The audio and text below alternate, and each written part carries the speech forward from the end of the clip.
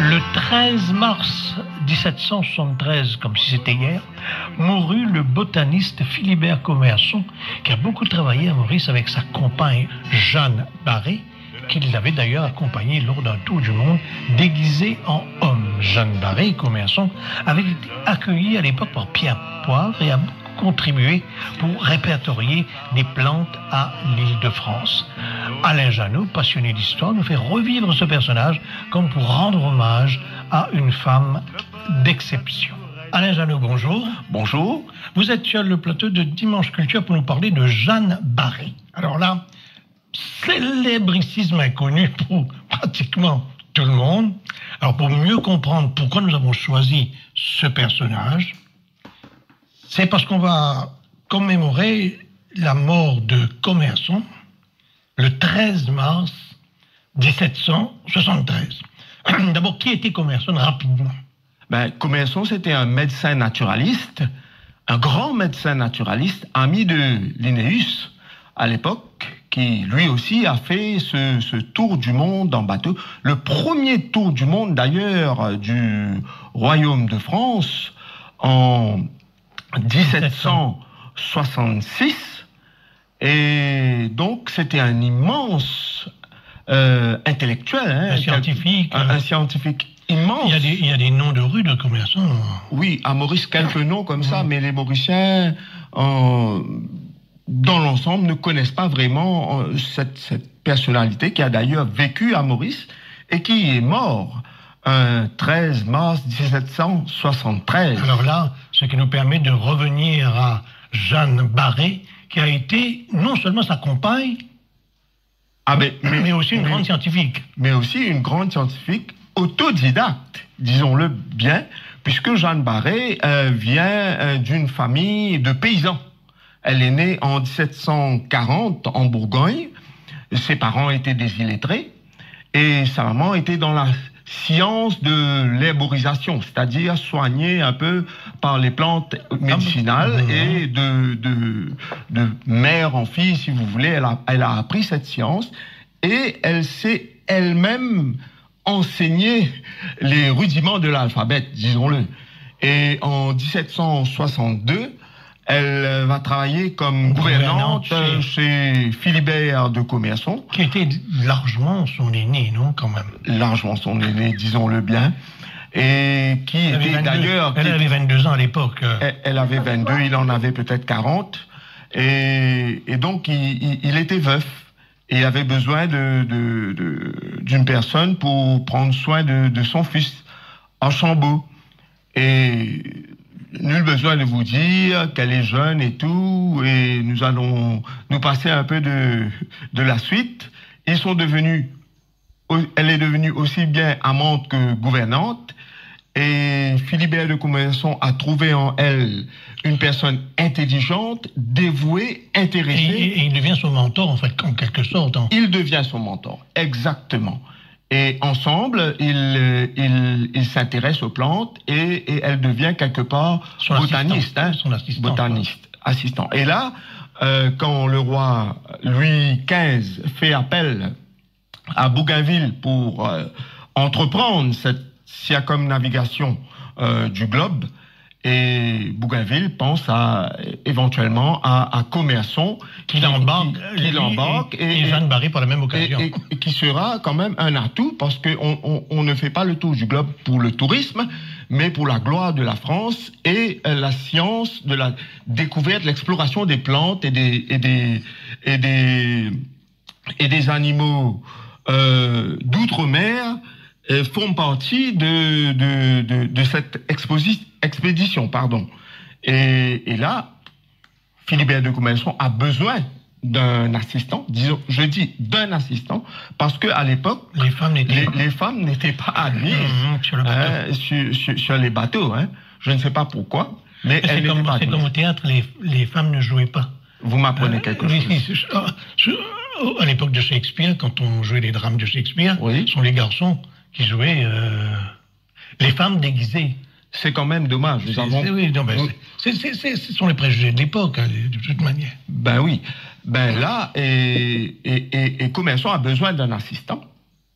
Et l'idée l'idée lui vient de travestir Jeanne Barré en homme. Donc, le 1er février 1767, lorsque l'Étoile quitte le port de Rochefort, on ne reconnaît plus Jeanne Barré, qui s'est fait attacher les seins, déguisé complètement en homme, couper les cheveux et tout, et qui monte sur le bateau l'Étoile. C'est pas très grave, tout le monde sait que nous sommes en direct depuis le téléphone. Oui. Donc, qui est sur le bateau l'Étoile pour entreprendre ce tour du monde. Et il faut souligner que les deux bateaux, la Boudeuse et l'Étoile, eh ben, ce sont deux bateaux remplis d'hommes. Un équipage de 330 hommes. Oui, forcément, parce qu'on imagine mal des femmes sur des navires pareils. Ouais. Et une femme sur ce bateau-là, il faut se mettre dans le contexte, c'est quand même l'expression d'une bravoure qu'on ne qualifie pas. Hein? Mais Jean Barré... Et elle entreprenait des travaux d'hommes, justement, pour qu'on ne la soupçonne pas. Et c'est là que les soupçons sont éveillés que tardivement. Parce qu'elle répond à toutes les sollicitations de Corvée. Toutes les sollicitations de Corvée, et elle répond à toutes les qualités d'un homme. Rien ne transpire qu'elle est une femme. Et là, elle a la chance de partager la cabine de Commerson, puisque Commerson a tout un attirail, et qu'il a besoin de son assistant. Donc elle utile à l'agréable, quand même. Peut-être bien, parce que... Les traversées sont longues, les nuits sont froides. Parce que quand elle rentre à Maurice un an après, elle est enceinte de 3 mois. Hein, elle perd l'enfant, je crois. Elle accouche de cet enfant, mais elle le donne en adoption. Ok. L'histoire ne retient pas tellement... Mais l'enfant est né à Maurice, et il y a peut-être des descendants, hein, qui sait. Et d'ailleurs, donc elle fait la traversée, qui est une traversée ardue. On réalise que l'Atlantique, c'est pas un océan. Et c'est pas les bateaux avec tout l'attirail électronique qu'on a aujourd'hui. Hein. Et elle traverse tout ça, et arrivant à Rio de Janeiro, elle s'en va herboriser avec Commerson. Et il faut souligner que Commerson est de petite santé. C'est Jeanne Barré, en fait, qui va aller chercher tout ce qu'il y a comme plantes, les herbes, les petits animaux et tout. Hein. C'est elle qui va aller les chercher sur les collines et montagnes rugueuses de la région. Ils vont à Montevideo, au Brésil et tout. Et c'est là-bas qu'elle ramène ce que nous connaissons aujourd'hui comme le bougainvillier. Bougainvillier, oui. Hein, et peut-être que Maurice est le premier pays à avoir reçu un bougainvillier en dehors de son pays d'origine, le Brésil. Alors, il faut qu'on fasse la traversée un peu vite. Ils arrivent à Maurice quand, là, le navire? Donc, avant d'arriver à Maurice, on s'arrête à Tahiti. Et c'est à Tahiti que la supercherie est découverte. Les Tahitiens disent va y naître, et là, ils découvrent, et là, Antoine de Bougainville prend avec lui Jeanne Barré dans sa cabine, non sur l'Étoile, mais sur l'autre bateau, la Boudeuse. Et armé jusqu'aux dents, carrément. Armé jusqu'aux dents, exactement. Et ils arrivent à Maurice en novembre 1867, et Pierre Poivre, ravi d'avoir 2 botanistes, étant lui-même botaniste, il les garde à Maurice, parce que s'il retourne en France, c'est le procès. Hein. Oui. Et arrivé à Maurice, il travaille. Jeanne Barré, la paysanne, qui se retrouve avec Françoise Poivre au château Montplaisir, c'est quelque chose. Hein. Et puis, cultivant, ramassant les herbes, travaillant, etc. 3000 espèces. Plus de 3000 espèces gardées ici à Maurice. 3000 autres sont reparties en France. Et là, elle travaille de consort avec Commerson, qui fait le va-et-vient Madagascar, La Réunion et tout. Malheureusement, Commerson meurt en 1773. Jeanne Barré se trouve dans le... Il faut redire la date, 13 mars. Donc 13 mars 1773, il meurt à... On aura une pensée spéciale pour lui. Le 13 mars, je me demande bien. Et à grande retraite. Et Jeanne Barré se retrouve seule. et elle devient tenancière de cabaret à Port-Louis. À Port-Louis, et elle se retrouve dans certains ennuis avec les autorités puisqu'elle vend de l'alcool le dimanche. Entre-temps, elle rencontre un soldat qui s'appelle Jean du Bernat. Il se marie en 1774 à l'église de Saint-Louis et elle repart en France en 1776.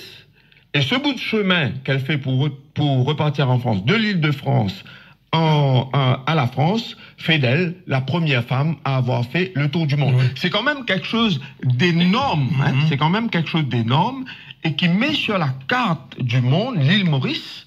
Et alors, est-ce qu'on exploite un peu cet avantage? Je trouve tout à fait dommage que nous n'exploitions pas ce genre de référence historique, parce que c'est quand même valorisant pour notre île. Ah, pour les côtes maritimes, forcément, on est en plein dedans. Même pour les visites. On aurait pu faire comme un petit cabaret sur le flanc de la montagne, à petite montagne, et comme un petit musée pour ceux qui, quand le tourisme sera relancé, espérons-le, dans un proche avenir avec les vaccins et tout, pour quand même faire visiter au monde entier que la première femme du monde a quand même évolué à Maurice pendant 7 ans.